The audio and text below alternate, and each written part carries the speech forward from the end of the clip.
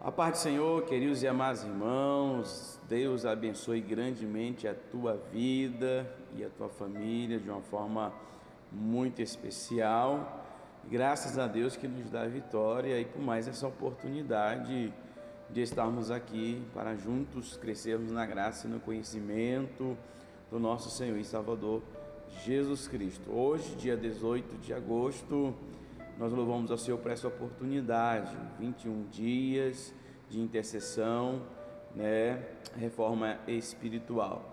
E hoje nós vamos falar, o nosso subtema missão, tá? Nós vamos falar, compartilhar com os irmãos, com esse subtema missão, tá? E nesse momento também quero te convidar, antes da gente aqui orar para darmos início esse momento em especial, compartilhe com seus amigos, com algum ente querido da sua família, para que possamos juntos aprender um pouquinho mais sobre esse tema, que é um tema muito relevante, missão para a glória de Deus, amém?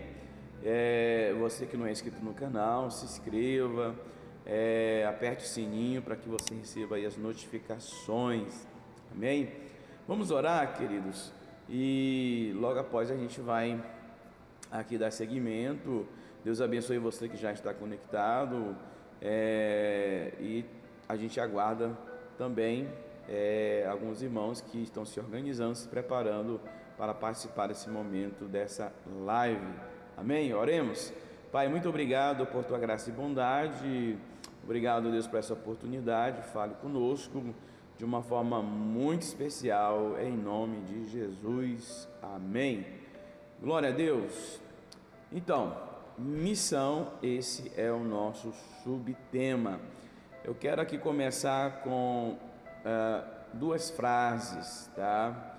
Duas frases de Oswald Smith, que diz assim: se Deus quer a evangelização do mundo e você se recusa a apoiar as missões, então você se opõe à vontade de Deus.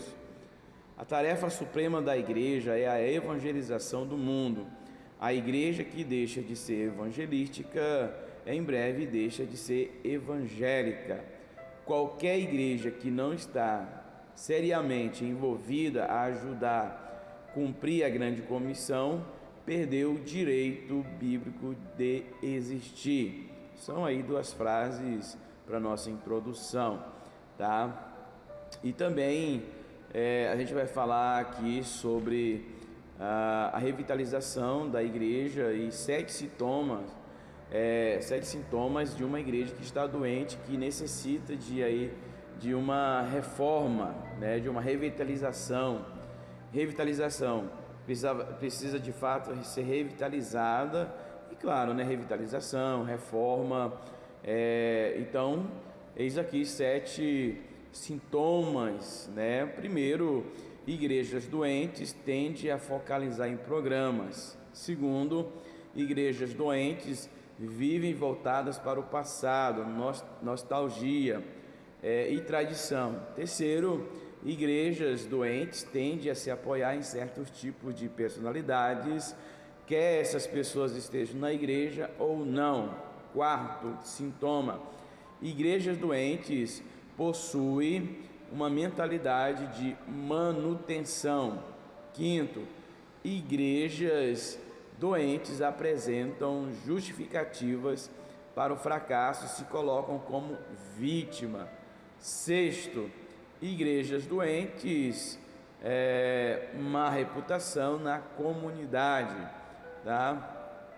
E a sétima, igrejas doentes se desviaram do evangelho da graça, tá? E esse mundo, a gente sabe que está num mundo sem graça, uma graça desgraçada, e só a graça do eterno Deus para nos fazer sobressair, ok? E a gente vai ver aqui que dentro desses 7 sintomas, o autor desse livro, tá? Ele propõe que para revitalizarmos igrejas doentes hoje, é preciso usar o paradigma bíblico apresentado por Jesus à igreja de Éfeso, tá? E como ele nos diz em Apocalipse 2, 4, 5.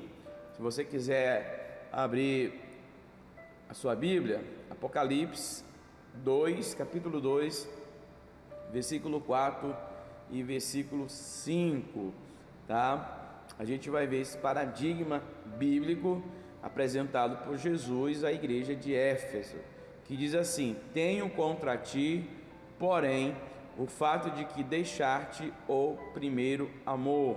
Lembra-te, pois, de onde caíste, arrependa-te e volta às obras que praticavas no princípio. Se não te arrependeres, logo virei contra ti e tirarei o teu candelabro do seu lugar. Tá? Esse é o nosso texto aqui, né, bíblico, e que é apresentado aqui por Jesus, tá? E agora a gente vai aqui trazer aos irmãos, a gente vai começar a discorrer aqui algumas coisas importantes. A ênfase está nos 3 verbos: lembrar, arrepender e voltar, ok? A ênfase aqui é nesse texto bíblico para revitalizarmos, para termos uma reforma da igreja doente. Hoje é preciso usar esse paradigma bíblico que Jesus está apresentando. Então, a ênfase aqui está nos 3 verbos: lembrar, arrepender e voltar, ok? Se há uma igreja que foi das chamas para as brasas, das riquezas aos trapos, essa é a igreja de Éfeso, tá? Essa é a igreja de Éfeso. Mas Jesus não diz que a igreja estava sem esperança, tá? E nem que ela deveria ser fechada, embora eventualmente isso poderia acontecer se as coisas não mudassem. E a gente vai ver que, em vez disso, ele nos fornece um paradigma, tá? Um plano básico para a reforma da igreja. Nós temos aqui um plano básico, um propósito de Deus para a igreja, para que ela de fato seja uma igreja reformada. E ele nos diz que um corpo de crentes pode impedir seu declínio e ir das brasas novamente para as chamas, se sua liderança a ensinar simplesmente a lembrar-se, arrepender-se e recuperar, tá? Igrejas que não obedecem à grande comissão estão enfermas e precisam ser curadas ou reformadas. A missão da igreja é a evangelização do mundo. Essa é a missão da igreja. A gente não precisa inventar mais nada, já está tudo feito, já está tudo pronto, está aqui. A missão da igreja. Qual é a missão da igreja? Perguntar para o irmão, qual é a missão? Qual é a sua missão? Qual é a missão da igreja? É a evangelização do mundo. Por quê? Porque Jesus disse: ide por todo mundo, pregar o evangelho a toda criatura, tá? Então a gente não precisa inventar mais nada. O homem que inventa uma série de coisas, e a Bíblia, ela não inventa, ela já está pronto, já está tudo feito aqui, tá? Evangelizar é a missão espiritual, sobrenatural, intransferível, insubstituível e indispensável da igreja. Evangelizar é continuar a obra da salvação iniciada por Cristo, tá? Porque em João ele vai dizer: assim como o Pai me enviou, também eu vos envio, tá? Evangelizar é imprescindível para a concretização da história, porque Mateus vai dizer: e este evangelho do reino será pregado pelo mundo inteiro para testemunho a todas as nações, então virá o fim. O reino de Deus acontece em 3 estágios, irmãos, tá? Aguce bem os teus ouvidos, abra o seu coração e esteja atento, fique até o final dessa live, né? Se você é um homem ou mulher que tem propósito em Deus, fique até o final, tá? Tem gente que às vezes, é entediante ficar, eu não consigo, mas para outras coisas você consegue, para o reino não consegue. Então, assim, essa igreja está complicada, essa igreja precisa de reforma, tá? Então é preciso atenção, é preciso uma concentração. O que é que Paulo diz? Uma coisa é e faço, esquecendo-me das coisas que para trás ficam, prossigo para o alvo.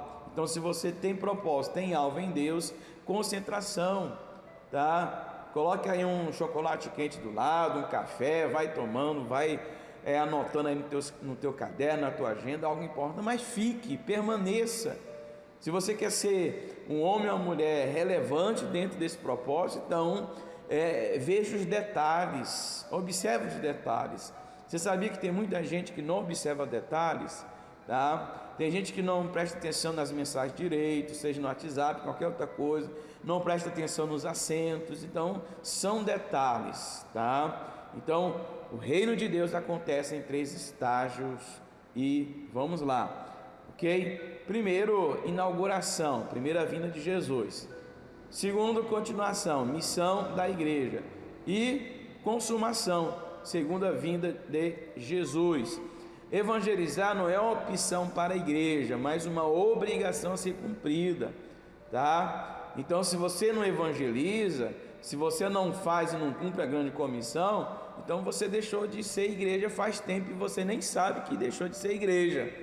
Você está na igreja aí com um ar de crente sendo, então não seja um ar de crente sendo, seja na essência, para a glória de Deus. A razão aqui histórica da existência da igreja local ou denominação evangélica que não cumpre a missão de evangelizar, entra num processo de decadência e essa igreja acaba aqui morrendo, tá? Igreja que não evangeliza deixa de ser evangélica. A omissão missionária adoece e mata uma igreja, tá? Tem muita gente com síndrome aí de que é o pastor que tem que evangelizar, é o evangelista, é o diácono. É para todos, você que é a igreja, tá? A igreja que não evangeliza deixa de ser evangélica. Se você não é leal ao Senhor, se você não é fiel às Escrituras, então você tem que rever seus conceitos, tem que nascer de novo, né? Uma série de processos aí. Então se atenta para isso. E a gente vai falar agora sobre, eu já adiantei aqui a palavra, já falei aqui, a síndrome da igreja de porta trancada, tá? Não sei se você já assistiu a um personagem chamado, um personagem da literatura infantil, Peter Pan, tá? É um personagem infantil, um menino que recusa a crescer e vive no mundo encantado da terra do nunca, tá? E em 1983 o psicólogo, Dan Keilly publicou um livro sobre a existência da síndrome de Peter Pan, tá? O termo foi utilizado para descrever adultos, na maioria homens, que apresentam comportamento infantil, imaturo e narcisista. São pessoas que se recusam a crescer e assumir a responsabilidade de adulto, tá? Então a gente vai trabalhar aqui sobre essa síndrome da igreja de porta trancada, tá? E o termo, como já disse aqui, foi utilizado para descrever adultos, e na maioria homens. Por incrível que pareça, a maioria dos homens hoje estão numa sinuca de bico. Por incrível que pareça, hoje, no século 21, os homens em si não querem aprender mais. A gente vê uma grande maioria de mulheres, a gente vê uma grande maioria de mulheres motivadas e animadas para aprender, enquanto que o homem, né, pela sua razão, pela sua prepotência e suas desculpas infundadas, não querem crescer, eles se recusam a crescer. Então eles estão vivendo aí, né, no mundo encantado da terra do nunca. Onde é que ele vai chegar? Em lugar nenhum, na terra do nunca, né? Não cresce, não desenvolve, e é muito complicado isso. E há no mundo eclesiástico uma síndrome semelhante a Peter Pan, síndrome da porta trancada, igrejas adultas que apresentam um comportamento imaturo e que se recusam a crescer, tá? A característica principal do comportamento desta igreja é a sua omissão missionária, ou a recusa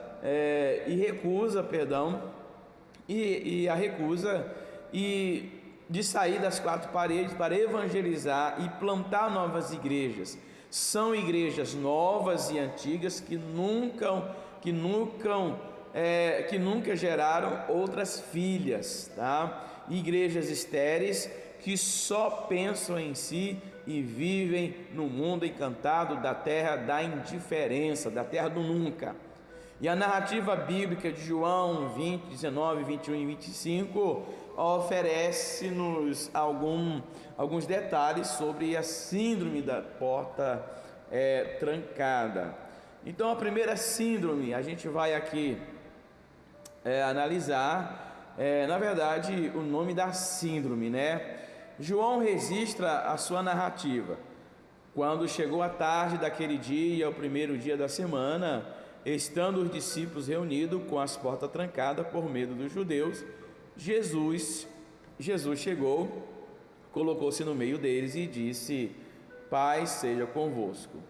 Observe que a casa onde os discípulos estavam reunidos tinham as portas trancadas, e certamente as portas estavam trancadas por dentro, revelando que a iniciativa de se fechar foi dos próprios discípulos, tá? A iniciativa foi deles.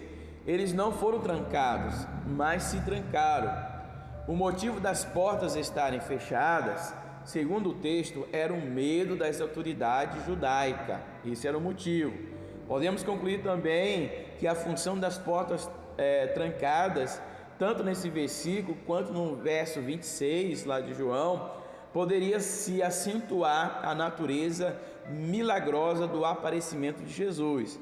A natureza do corpo ressuscitado de Jesus era tangível, mas podia atravessar portas fechadas, como figura que descreve a condição espiritual daqueles irmãos que viviam uma crise espiritual causada pelo trauma da crucificação e morte de Jesus, e estavam decididos a não cumprir a grande comissão. Estavam decididos, resolveram, a não cumprir mais. Eles perderam o foco missionário e experimentaram uma crise de identidade. Quando uma pessoa experimenta essa crise de identidade, é muito complicado, tá? Estavam todos fechados para a evangelização do mundo e plantação da igreja. Todo mundo se fechou, todo mundo perdeu o foco, tá? E infelizmente há muitas igrejas hoje que sofrem da mesma doença, perderam a identidade e não sabe qual é a sua missão, não sabe, tá? Ele só sabe que ele é crente, ele só sabe que ele é evangélico, e que não pode isso, não pode aquilo, uma série de coisas doutrinária, humanamente falando, tá? Então, são comunidades voltadas para a si mesmas, tá? Que realizam o ministério de manutenção. Já viu isso? Ministério de manutenção.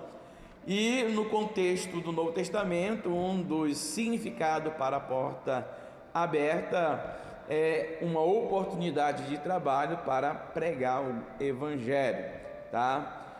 Porque Coríntios, Paulo vai dizer: porque me foi aberta uma porta grande e promissora, e há muitos adversários.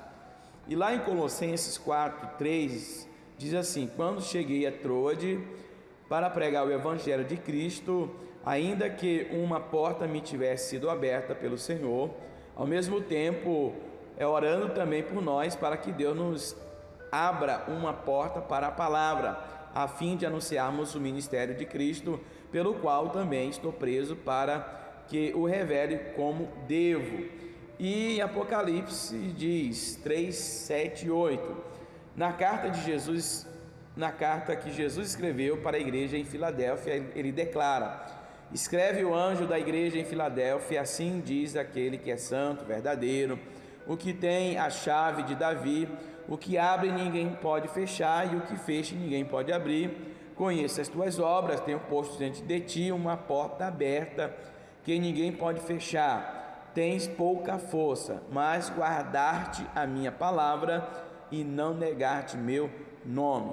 Jesus deu à igreja de Filadélfia uma grande oportunidade de trabalho para a pregação do evangelho e avanço do reino. E ele garante à igreja que a porta não se fecharia e que os irmãos receberiam a força divina necessária para realizar a tarefa, tá? Em síntese, uma igreja que não aproveita as oportunidades que Jesus lhe dá para a pregação do evangelho sofre da síndrome da porta fechada. Esta igreja está doente e precisa ser reformada. Ela abandonou a missão da igreja, que é a proclamação do evangelho da graça de Deus. A verdadeira igreja de Jesus deve estar com a sua porta aberta para os de fora, realizando assim a obra missionária. Ok? Segundo sintoma de uma igreja que sofre da síndrome: no domingo da ressurreição de Jesus, a sua igreja estava de portas trancadas. Uma semana depois, as portas continuavam fechadas. 7 dos 11 discípulos de Jesus estavam dispostos a abandonar o apostolado e voltar à antiga profissão de pescadores. A igreja nascente vivia uma grande crise de identidade, de vocação, mas porque os discípulos estavam... Aí vem a pergunta, né? Mas por que os discípulos estavam com as portas trancadas? Tá? Por quê? As portas estavam trancadas por causa do medo, tá? A gente vai ver aqui o porquê, tá? Os discípulos estavam com medo dos judeus. Eles estavam dominados pelo terror e pelo temor, tá? Os discípulos haviam esquecido do ensino de Jesus sobre a morte e a ressurreição. Quando a gente se esquece dos ensinamentos, quando a gente se esquece das promessas gloriosas do Senhor, o medo predomina. E os discípulos haviam esquecido sobre a morte e a ressurreição. Eles não viam o sacrifício de Jesus. Eles não viam o sacrifício de Jesus na perspectiva de Deus. Porque, diz o texto, por isso o Pai me ama. Palavras de Jesus. Porque dou a minha vida para retomá-la. Ninguém a tira de mim, mas eu a dou espontaneamente. Tenho autoridade para dá-la e para retomá-la. Essa ordem recebi de meu Pai. Sabemos que o medo positivamente pode nos levar a buscar o Senhor, mas negativamente o medo nos paralisa e nos atormenta. O medo pode levar um cristão a enterrar o talento que Deus lhe deu. O medo faz com que a igreja se tranque entre 4 paredes e seja omissa com a obra missionária. O medo faz isso, tá? Medo de sair, medo de pregar, medo de investir, medo de ser rejeitado, medo de sofrer, medo de pagar o preço da missão. Você consegue compreender isso? Então, a gente vê que eles estavam trancados por causa do medo. A segunda coisa, as portas estavam trancadas porque eles não estavam em comunhão com Cristo ressurreto, tá? Os discípulos estavam trancados porque não viram Jesus após a sua ressurreição. Eles não deram crédito ao testemunho de Maria Madalena.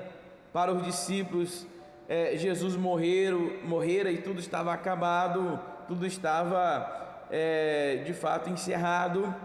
E a gente vai ver que eles estavam tristes, angustiados e desiludidos com tudo isso, tá? Teologicamente, sem a ressurreição de Jesus, a justificação pela fé não aconteceu, tá? A fé de fatos, a gente vai ver que é algo maravilhoso a fé, tá? E a gente vai ver que é algo sobrenatural. Mas Cristo estava vivo e a igreja viva é como se ele tivesse morto. Você consegue entender? A igreja, ou seja, Jesus estava vivo, Cristo estava vivo e a igreja vivo. E a igreja viva como se ele tivesse morto, tá? Uma igreja pode se fechar até mesmo para Jesus, tá? Uma igreja pode se fechar até mesmo para Jesus. Numa igreja em que Jesus está ausente, não há espaço para evangelização e plantação de novas igrejas, tá? Uma igreja local que não mantém a comunhão, tá, com Cristo, perde todos os seus referenciais missionários e toda a sua fonte de produtividade espiritual. João 15:5 diz: eu sou a videira, vós sois os ramos, quem permanece em mim e eu nele, esse dá muito fruto, porque sem mim nada podeis fazer. A igreja de Laodiceia se autoavalia como rica, e abastada. Na avaliação de Jesus, ela era uma igreja morna, infeliz, miserável, pobre, cega e nua. Ela precisava de reforma espiritual e a solução era abrir-se para Jesus. E Jesus, ele fala um texto que nós sabemos, né? Eis que estou à porta e bato, se alguém ouvir a minha voz, e abrir a porta, entrarei em sua casa e cearei com ele e ele comigo. Jesus estava do lado de fora e queria entrar na igreja que levava o seu nome, tá? Ele desejava ter comunhão com seus membros. Ele bate a porta dos corações, usando as circunstâncias, e os convida por meio da sua palavra, tá? Então ele está batendo, ok? Existem situações que as pessoas não compreendem, não estão entendendo através das circunstâncias, mas entenda que é Deus batendo, é Deus querendo ter comunhão, e um discipulado com você, ok? A terceira coisa, a gente vai ver que as portas estavam trancadas por causa da incredulidade. Jesus estava vivo, mas a igreja não acreditava, tá? A incredulidade fecha a porta da igreja para Jesus e para a obra missionária. Os discípulos não creram no testemunho de Maria Madalena e nem no depoimento dos 2 discípulos que viram Jesus na entrada para Emaús, no caminho ali de Emaús. Os discípulos ficaram trancados e sentados à mesa, tá? 2 palavras importantes. Primeiro, incredulidade, apistia,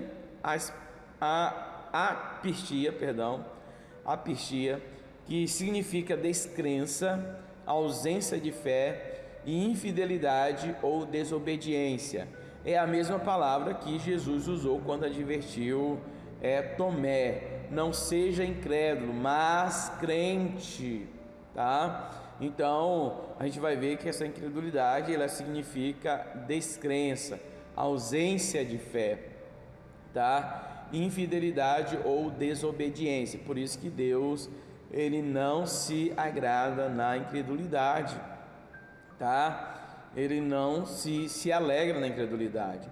E segunda, dureza de coração, significa privação de percepção espiritual, teimosia, obstinação, tá? Jesus usou essa palavra com respeito aos judeus no tempo de Moisés. Ele vai dizer, Jesus prosseguiu: foi por causa da dureza do vosso coração que ele vos deu esse mandamento, tá? Então veja bem, a questão dos mandamentos é algo também muito significativo.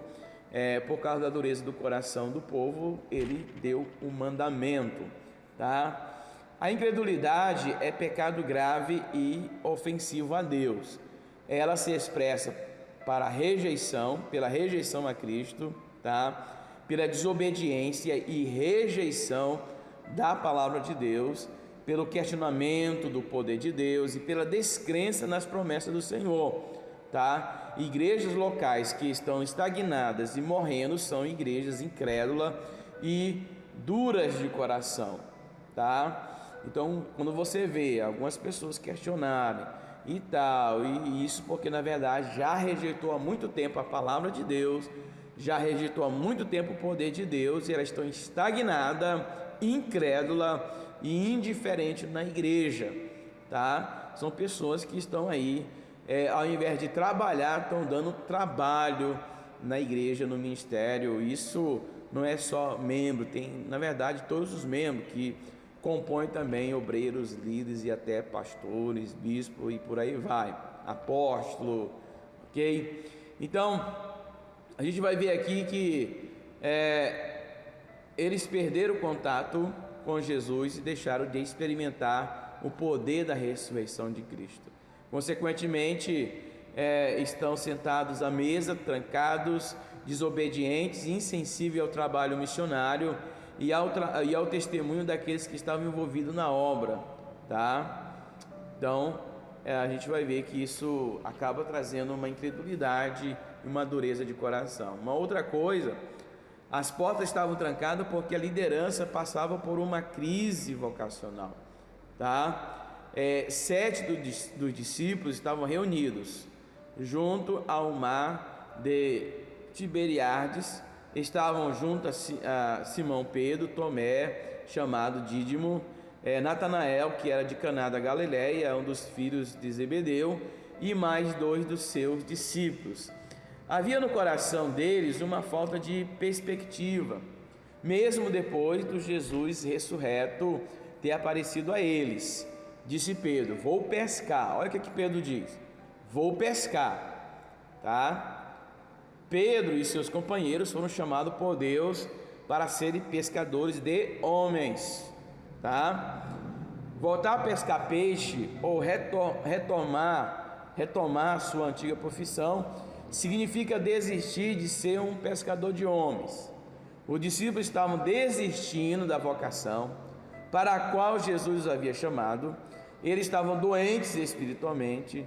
A visão missionária da liderança determina o envolvimento da igreja com a obra missionária. Então, a visão missionária da liderança determina, isso é algo muito importante.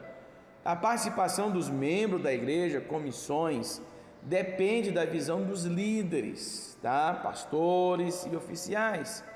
É fato, igrejas de portas fechadas são lideradas por pessoas que perderam o foco da missão, tá? Há muitos pastores que realizam o ministério de manutenção por conveniência pessoal. Alguns estão ocupados em seus projetos pessoais, de formação acadêmica ou em outra atividade profissional. O mais grave é que os líderes que compõem o conselho da igreja aprovam, na verdade, este tipo de ministério, manutenção e conveniência pessoal, porque também lhes falta a missão missionária. E se eles apoiam, porque falta essa visão missionária. De fato, a crise vocacional é algo real e contagiante. Quando Pedro disse: vou pescar, imediatamente os outros 6 discípulos disseram: também nós vamos contigo, Pedrão. Ô Pedro, tu vai pescar? Conta com a gente, cara, nós estamos aí. Pedro era um líder influente. Você vê que só dele falar: vou pescar, a galera, a turma: estou contigo, Pedro, vamos pescar, vamos voltar. Pedro era um líder influente. E é muito mais fácil liderar para a desistência do que para a perseverança. É mais fácil isso. É mais fácil puxar para trás. Você consegue compreender? Para o pecado é mais fácil liderar para o pecado do que para a santificação. É mais fácil liderar para a incredulidade do que para a fé. É muito mais cômodo fugir e desistir da missão do que se dedicar e pagar o preço da missão. Você consegue compreender? Pedro se esqueceu de um detalhe: sem Jesus eles não poderiam fazer nada. Irmãos, os segredos, a ênfase, a essência está nos detalhes das palavras de Jesus, e Pedro se esqueceu desse detalhe. Até então Jesus, ele discorre as suas palavras e João registra. Então entraram no barco, mas naquela noite não apanharam nada, porque João registra também em João 15: sem mim nada podem fazer, sem mim vocês não podem fazer nada, sem mim vocês não tem direcionamento, sem mim não tem portas abertas, sem mim esquece, tira o cavalinho da chuva, que não vai acontecer nada. Então a gente se esquece dos detalhes, irmãos.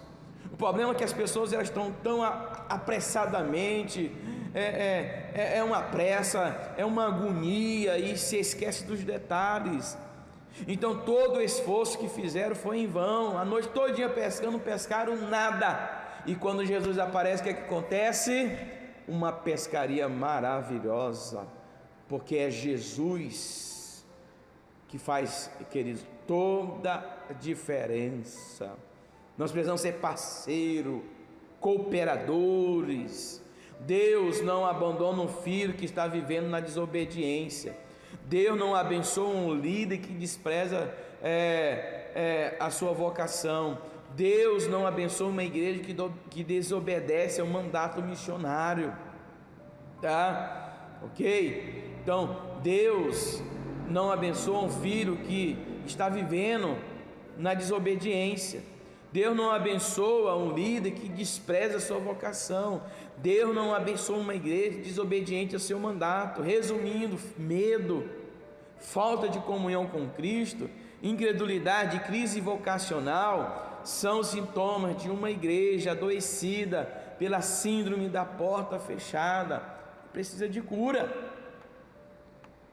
E em terceiro lugar aqui, aí vem a cura para essa síndrome, irmãos, tá? A síndrome da porta fechada é um câncer que pode matar uma igreja local, e nenhuma igreja está imune a ela, nenhuma igreja. Jesus não quer a sua igreja fechada ou de portas trancadas, não. Ele quer a sua igreja de portas abertas, indo atrás dos pecadores. Ele quer o seu povo que volte à missão, que volte à evangelização. E olhando para o que Jesus fez com a igreja de Jerusalém, descobrimos princípios bíblicos de reformação, de revitalização de igrejas também, que pode ser aplicável no dia de hoje. O que Jesus fez no passado para curar uma igreja de porta fechada, Ele pode fazer hoje. Ele pode fazer hoje. Ele nos ensina 4 princípios para trazer uma igreja local para o foco missionário. Primeiro, precisamos conhecer Jesus. Sabe, irmão, não é suficiente dizer: eu conheço Jesus. Mas como que é esse conhecimento? Por que você conhece Jesus? Como que você conhece Jesus? E o que se conhece de Jesus? A cura de uma igreja começa com Jesus, tá?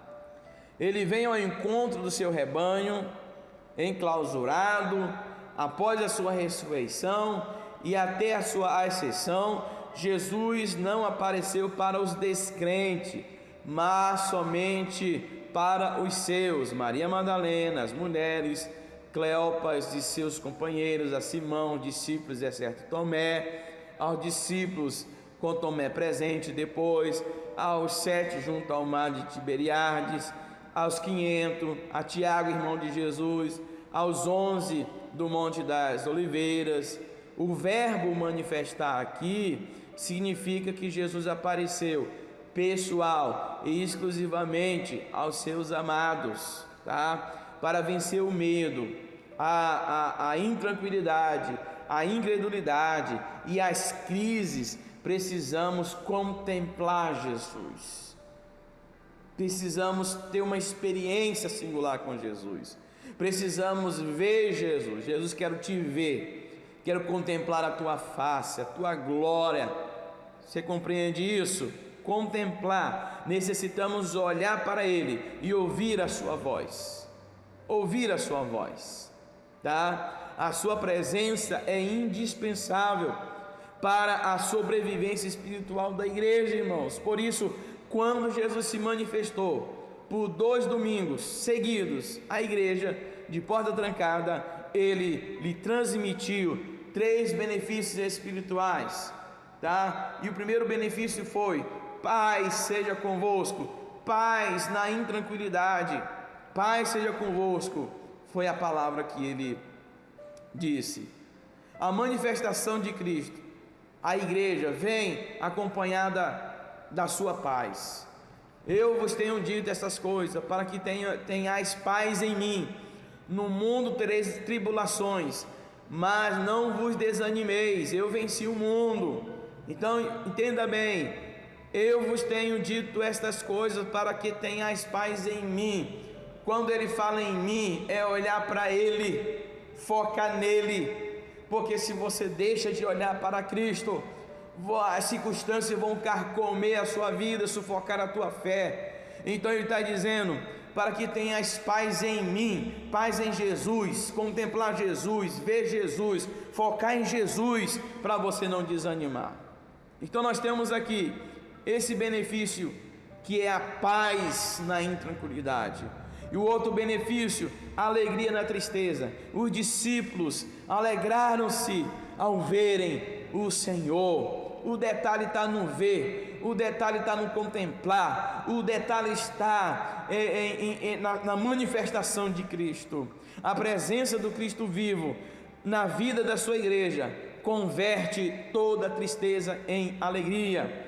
João vai registrar e diz: assim também vós agora estáis triste, mas eu vos verei de novo, e o vosso coração se alegrará, e ninguém tirará a vossa alegria, diz o Senhor. Ninguém tirará a sua alegria. Quando você se mantém focado em Cristo, como Ele mesmo está dizendo, e o vosso coração se alegrará, mas eu os verei de novo, e o vosso coração se alegrará. Quando você entra na presença de Jesus, quando você contempla Jesus, quando você vê Jesus, quando você sente na essência Jesus, o teu coração se alegra, o teu coração é renovado, a tua vida é transformada pelo poder de Deus, e ninguém vai tirar a alegria que só Ele tem para te dar. Você consegue entender isso? Você consegue compreender? E o outro benefício, ele vai dizer, depois disse a Tomé: coloca aqui o teu dedo e vê as minhas mãos, estende a tua mão e coloca no meu lado, não sejais incrédulo, mas crente, Tomé. De vez em quando a gente tem que chamar essa responsabilidade. Para de incredulidade, rapaz, ser crente. Uma das nossas orações que devemos fazer é orar ao Senhor para sermos crente de dentro para fora, mais crente de dentro para fora. E a gente vai ver que a presença de Jesus dissipa todas as nossas dúvidas e incredulidade. Os tempos mudaram, mas a necessidade da igreja continua a mesma. Ela precisa de Jesus para viver, sim ou não? Ela precisa de Jesus. Tira Jesus da igreja, ela morre. Tira o Espírito Santo, ela morre. Somente Ele é totalmente suficiente para suprir todas as necessidades da igreja. Somente Ele é poderoso para manter o seu povo no foco missionário. Precisamos priorizar a missão, irmãos. Sempre que Deus teve uma tarefa importante a cumprir, mandou alguém para fazer isso.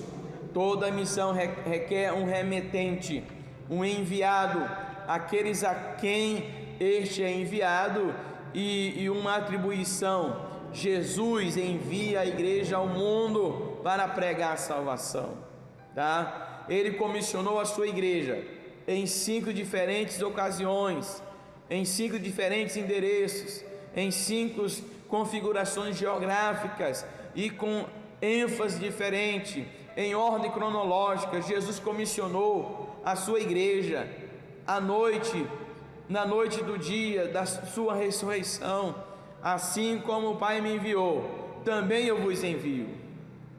É isso que ele estava dizendo.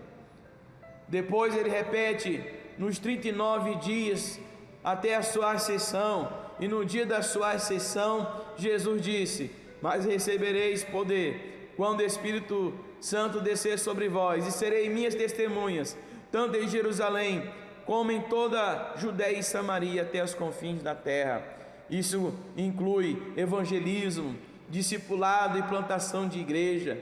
No texto de Atos, Jesus revela o poder da missão, o poder do Espírito Santo. O trabalho humano com os fins espirituais será bem sucedido pelo poder divino e sobrenatural do Espírito Santo de Deus.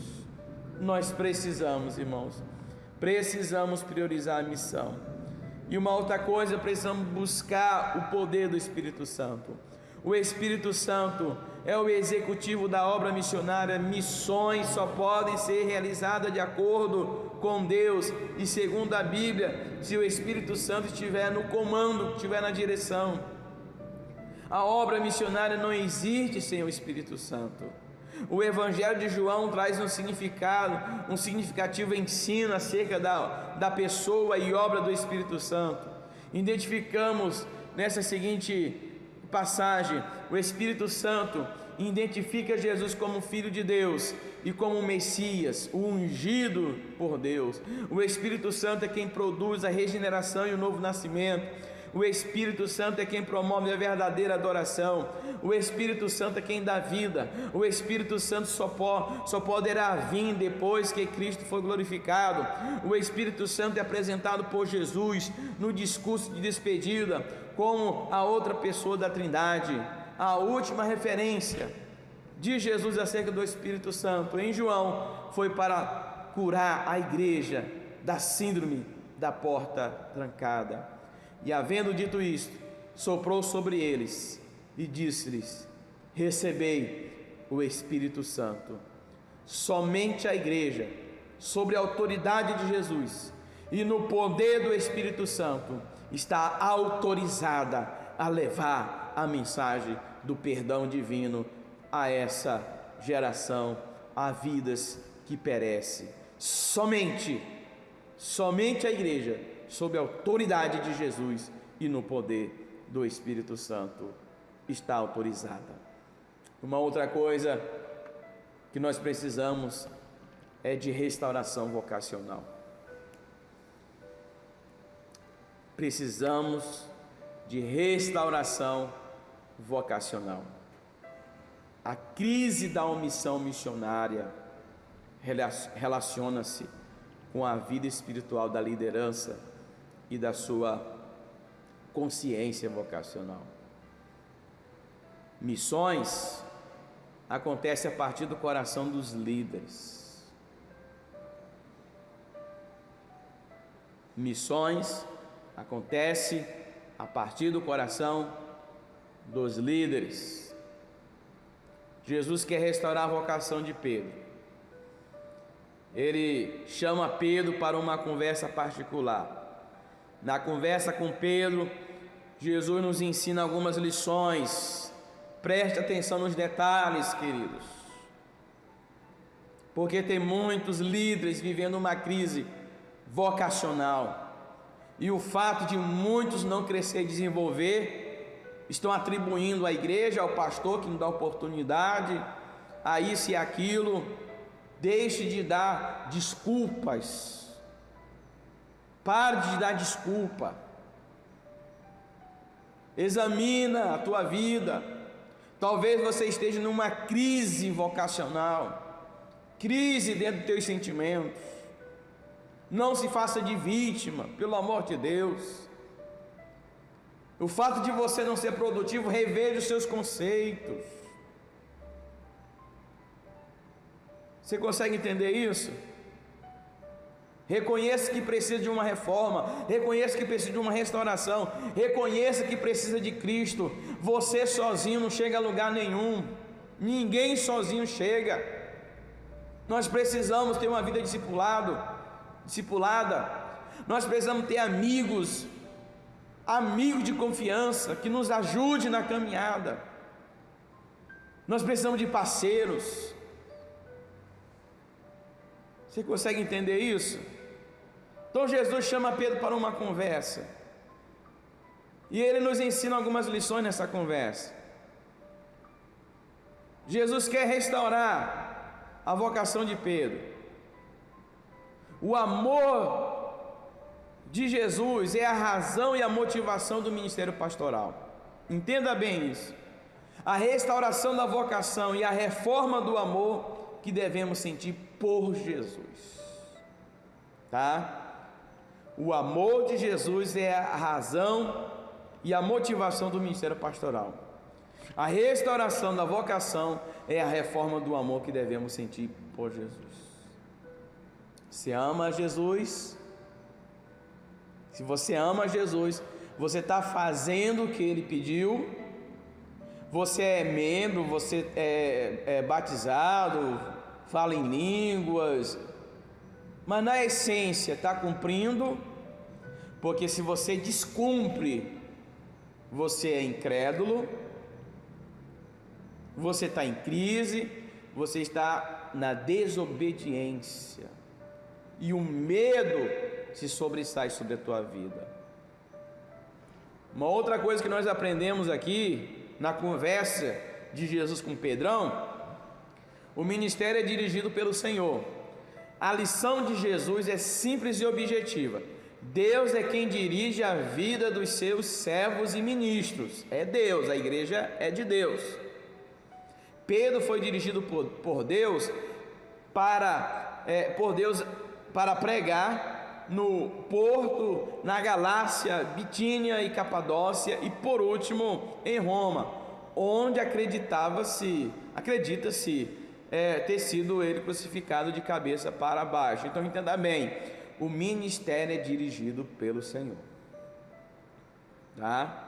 A lição de Jesus é simples e objetiva.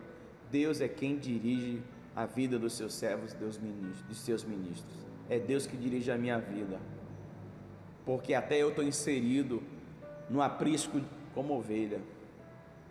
Ele é o supremo pastor. Você consegue entender? E uma outra coisa, no ministério devemos seguir a Jesus. Irmãos, Jesus disse a Pedro: siga-me, não volte a pescar peixe, mas retome o seu trabalho de pescador de homens. Segue-me significa olha para mim no original. Então quando Jesus disse para Pedro: Pedro, siga-me, ele está dizendo: olha para mim, Pedro, olha para mim. Lembra lá de Mateus?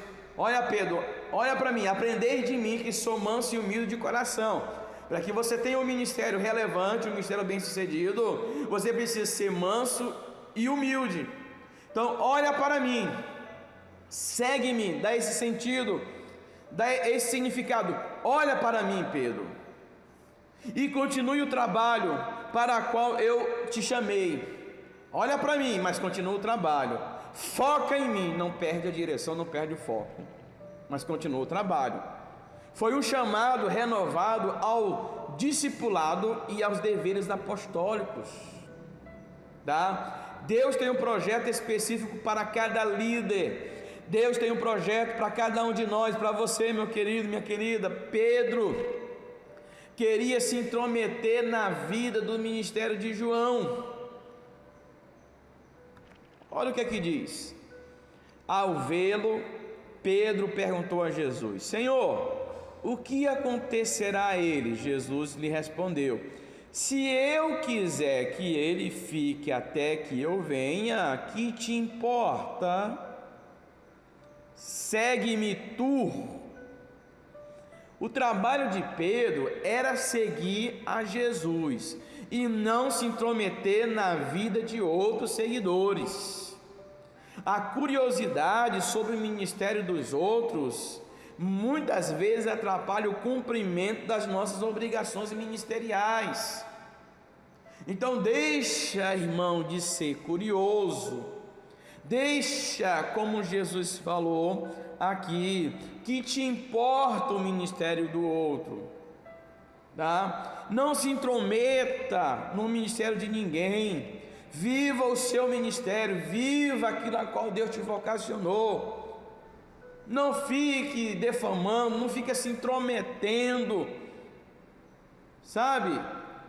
Não se intrometa, viva a tua vida com propósito, o teu ministério, a tua vocação, olhe para Jesus e segue Ele, continue trabalhando, mas não se intrometa. No caso aqui de Pedro, Pedro foi advertido duramente, e se fosse qualquer um dessa geração, o que Jesus teria ouvido de difamação não está no gibi, hein? Porque a maioria dos líderes não querem ser corrigido, querem que passe a mãozinha no ego e o melzinho na chupeta. Membro, cada caso é um caso, liderança é apertado, queridão, queridona, tem moleza não, tem moleza não, tá? É árduo, é pesado. Ah, pastor, eu sou pau para toda obra. Não, tem que ser obra para todo pau. Essa é a verdade. Ah, pastor, estão falando de mim, estão me perseguindo, eu não sei o que. Então você está com crise, você não sabe por que você está aí. Você não sabe por que você é um diácono, você não sabe porque você é evangelista, você não sabe por que você é um pastor. Aí, por não saber, quer se intrometer na vida alheia, quer se intrometer no ministério dos outros. É complicado. Então, assim, não atrapalhe, tá? E se você acha que não vai dar conta, se você acha que está pesado demais, sai fora, pede licença, pede para sair, mas não atrapalhe, não se intrometa, para não complicar, para não contagiar, para não atrapalhar a visão que Deus tem dado a líderes remanescentes, para que a igreja possa romper para a glória de Deus. Pensa bem sobre isso, reflita sobre a sua vocação, tá? E Pedro, ele se intromete. Pedro é um curioso sobre o ministério dos outros. Não seja curioso, viva a sua experiência em Deus. Quando eu comecei o ministério, eu sempre disse para o Senhor que não queria imitar ninguém, não queria pegar de ninguém, eu queria ter minhas próprias experiências. Deus fala comigo, eu quero ter minhas próprias experiências em Deus e para Deus. Foi o que aconteceu, tem acontecido. A gente não vive de comparação. Às vezes as pessoas chegam na igreja, porque lá na igreja era assim, lá era, aqui é diferente, aqui a canção é diferente. Porque lá na igreja fazia assim, porque lá na igreja o pastor, ele fazia, aqui é diferente, aqui é a igreja de Deus, 134 anos, igreja que tem o seu governo, tem seus credos, seus valores, é uma igreja histórica e teológica, diferente. Eu me submeto, não é a igreja que tem que submeter a minha vida não, porque nenhum de nós aqui era nem nascido, tinha nem nascido, a igreja já existia. Se tiver alguém aí com 134 anos, me apresente, por favor. Não tem, irmãos? Tá? Então veja bem, quanta coisa poderia ser feita na igreja se não nos preocupássemos com quem levará o crédito. Que as pessoas ficam preocupadas, não ficam felizes, o irmão é promovido, é motivo de inveja. O irmão é levantado, é motivo de fofoca. Poderia ser, mas não é. Porque o pastor não me vê, não. Poderia, oportunidade, quem me conhece sabe que a gente dá oportunidade para todos, e a oportunidade são únicas. Pisou na bola, tchau. Mas você não tem amor? Tenho amor, mas não sou besta nem sou otário. Nós temos amor, nós amamos. Amamos sim, meu coração é desse tamanho, grande, irmão. Amo, mas se tratou de ministério, aí é diferente, tá? Tenho uma amizade, converso, brinco, bacana. Passou para o lado do ministério, dependendo de como que é o processo, meu irmão, é complicadíssimo, tá? Então, eu passei 8 anos, irmãos, quase 8 anos, 7 anos e meio no estado de Roraima, e depois de 5 anos, que começou a surgir, acho que depois de 5 ou 6, começou a surgir os primeiros diáconos e evangelista. Eu lembro que na época foi 2 evangelistas, né, se eu não me engano, e diácono foi, eu creio que foi 3 ou 4, se eu não me engano, 4, né? Os irmãos que de Boa Vista estão nos assistindo, sabe, é uma igreja que começou do zero, e os irmãos me conhecem muito bem, os irmãos que cresceram com a gente da igreja ali do zero, sabe, todo o procedimento também para ser um obreiro, tá? Eles tiveram um tempo aí com ferramentas excelentes para a glória de Deus, né? E a gente sabe que ninguém é 100%, temos as falhas, temos os defeitos, mas as qualidades estão aí para ser observadas. Então, isso é muito importante, irmãos. Quando eu comecei, eu pedia no Senhor essas experiências, tá? E então, assim, ao invés de a gente estar se preocupando com quem está se promovido, a gente se alegra. Irmão, Deus abençoe. Quanto muito lhe é dado, muito lhe será cobrado. Agora, se você não quiser ser cobrado, como eu falei aqui, né, pede para sair. Pede, irmão, é simples. Chega para o pastor não dá mais, assim, eu vou entender. Se tem alguém que entende, sou eu. Agora é difícil as pessoas me entenderem. Se tem alguém que entende e compreende, sou eu. Estou aberto por diálogo, opiniões. O difícil é as pessoas entender, né, porque querem de qualquer jeito e tal, e não funciona, irmãos. Eu não negocio esses princípios, não, desses valores, tá? E para encerrar, queridos, só há 2 opções para a igreja. 2: ser uma igreja de portas trancadas ou de portas abertas. Jesus quer que saiamos das 4 paredes e nos levantemos dos bancos, tá, das nossas igrejas para fazer a obra missionária. Lembre-se que o melhor remédio para uma igreja doente é colocá-la na dieta missionária. Glória a Deus. Talvez, irmão, seja um dos projetos da próxima intercessão, entrarmos nessa dieta missionária. Estamos aí na dispensação de Deus, na graça de Deus, e eu creio que Deus vai nos orientar. Amém? Que Deus em Cristo te abençoe grandemente com essa palavra. Abençoe tua casa, que você possa rever seus conceitos ministerial, vocacional, tá? E receba aí de Deus. Lembre-se, quando Jesus ele falou, segue-me, olhe para mim, olhe para Jesus, não olhe para o homem é cheio de falhas, somos pecadores, né? Contemple as verdadeiras belezas da vida, né? Tire aquilo que é bom, que é de proveitoso para você, né? E os demais, vamos para frente, que atrás vem gente, e isso é só o começo. Amém? Vamos orar? Pai, muito obrigado por esse momento tão importante. Obrigado a Deus por tua graça e bondade. Obrigado a Deus por essa palavra sobre missão, e que possamos viver nosso conceito em alguma área que precisamos e necessitamos. Abençoe teu filho, tua filha, abençoe o ministério, ó Deus, de uma forma especial, de uma forma maravilhosa, para a glória do teu nome. Assim eu oro, te agradeço, ó Deus, e te louvo, ó Deus, por tua palavra que é bendita e maravilhosa, em nome de Jesus. Amém? Deus abençoe, tenham todos uma noite abençoada, tá? De uma forma muito especial.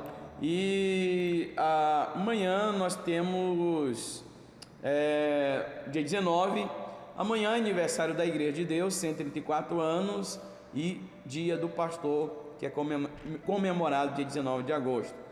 E amanhã nós temos uma ministração, irmãos. Amanhã vai ser às 21 horas, tá bom? Porque amanhã é quarta, tem células aqui em Uruará. Então os irmãos vão estar disponíveis a partir de 21 horas. Então a gente vai estar ministrando, eu vou estar com vocês dia 19, dia 20. Dia 21 é o encerramento, é a pastora Mariane, né? Assim, encerramento não, né? O encerramento é no dia 22, para dar o dia exato 21, ok? Vai ser dia 22 no sábado, tá bom? Então, amanhã eu estou com os irmãos, dia 20 também estou com os irmãos, 21 a pastora Mariane, tá? E dia 22, tá? Eu vou estar com vocês. Eu creio que eu devo fazer pelo Instagram no dia 22, para a gente ter um bate-papo, né? E ali um momento maravilhoso, amém? Que Deus e Cristo te abençoe, um forte abraço, tenham todos uma noite excelente, em nome de Jesus.